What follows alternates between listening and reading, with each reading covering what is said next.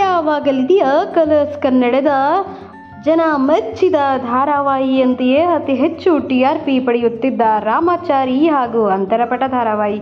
ನಿಮ್ಮೆಲ್ಲರಿಗೂ ತಿಳಿದಿರುವ ಹಾಗೆ ರಾಮಾಚಾರಿ ಕಥೆಯಲ್ಲಿ ಈಗ ವೈಶಾಖ ಬಗ್ಗೆ ಎಲ್ಲರಿಗೂ ಗೊತ್ತಾಗಿದೆ. ವೈಶಾಖ ಯಾಕೆ ಮನೆಗೆ ಬಂದಳು, ಕೋದಂಡನನ್ನು ಯಾಕೆ ಮದುವೆ ಆದಳು, ಅದರ ಹಿಂದಿನ ಸತ್ಯತೆ ಏನು ಅನ್ನೋದನ್ನು ಕಿಟ್ಟಿ ಈಗ ಎಲ್ಲರ ಮುಂದೆನೂ ಬಿಚ್ಚಿಟ್ಟಿದ್ದಾನೆ.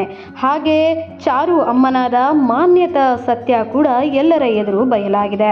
ಇದರ ಮೂಲಕ ಈಗ ಸತ್ಯಭಾಮ ಕಥೆಯನ್ನು ಸಹ ವೈಶಾಖ ತೆರೆದಿಟ್ಟಿದ್ದಾಳೆ. ಈಗ ಸತ್ಯಭಾಮನನ್ನು ಯಾಕೆ ಮದುವೆ ಆದರೂ ಅಂತ್ಯ ಅನಿವಾರ್ಯತೆ ಏನಿದೆ ಎಂಬುದನ್ನು ತೋರಿಸುವುದಷ್ಟೇ ಬಾಕಿ ಉಳಿದಿದೆ ಅನ್ನುವ ಹಾಗೆ ಕಾಣುತ್ತದೆ. ಇನ್ನೇನು ಬಿಗ್ ಬಾಸ್ ಶುರುವಾಗೋದಕ್ಕೆ ಕೇವಲ ಒಂದು ವಾರವಷ್ಟೇ ಇದೆ.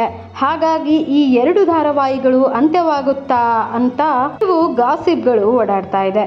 ಹಾಗೇನೆ ಅಂತರಪಟ ಧಾರಾವಾಹಿಯಲ್ಲಿ ನೀವು ನೋಡಬಹುದು, ಇಂಡಿಪೆಂಡೆಂಟ್ ಗರ್ಲ್, ಹೊಸ ಬಿಸ್ನೆಸ್ಸನ್ನು ಸ್ಟಾರ್ಟ್ ಮಾಡುವಂತಹ ಹುಡುಗಿ ಅಂತ ಕಥೆಯನ್ನು ಹೊತ್ತು ತಂದಿದ್ದ ಈ ಒಂದು ಧಾರಾವಾಹಿ ಆದರೆ ಬೇರೆ ಬೇರೆ ತಿರುವುಗಳನ್ನೇ ಪಡೆದುಕೊಟ್ಟಿತ್ತು.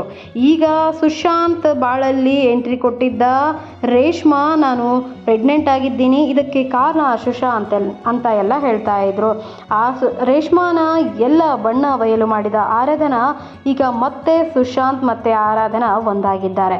ಇದನಂತರದಲ್ಲಿ ಈಗ ಅಮಲಾ ಯಾಕೆ ದತ್ತಕ್ಕೆ ತಗೊಂಡಿದ್ರು, ಅಮಲಾ ಹಿಂದಿನ ಕಥೆಗೇನು, ಅಮಲಾ ಕೇವಲ ಆಸ್ತಿಗಾಗಿ ತನ್ನ ಸ್ವಂತ ತಮ್ಮನನ್ನೇ ಕೊಲ್ಲುವ ಪ್ರಯತ್ನ ಸಹ ಮಾಡಿದ್ಲು. ಈಗ ಅಮಲಾ ಬಗ್ಗೆ ಅವರಿಗೆ ಗೊತ್ತಾಗೋದಿದೆ.